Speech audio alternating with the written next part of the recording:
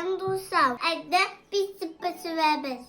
Benim kafam şu defa varmış. Baba susam varmış. Hamburger tabas. Hastası vermez. Benim kafam maalesef varmış.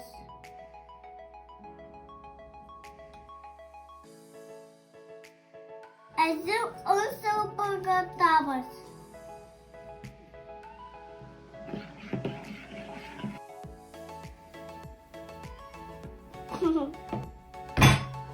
Kamu hazır.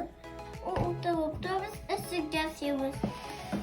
Nasıl sabit bir sınır ısına? Ezim biz kabak satılıyız.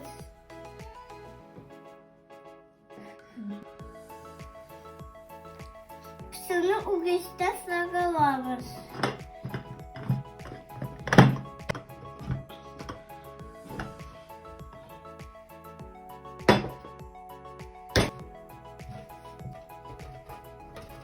Ezim kamunuza gelmez.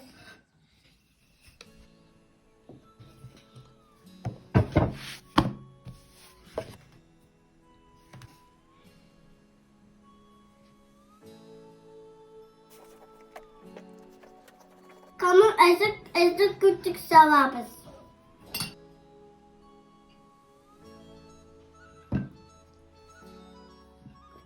Ezim kabak düzemez.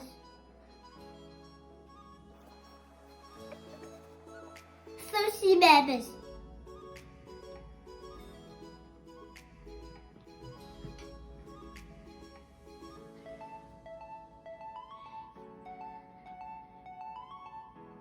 Ezim pişirge koyamaz. Ezim kamu ışık usul itadı.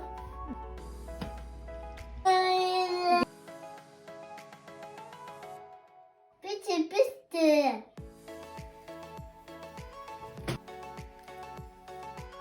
Tanne.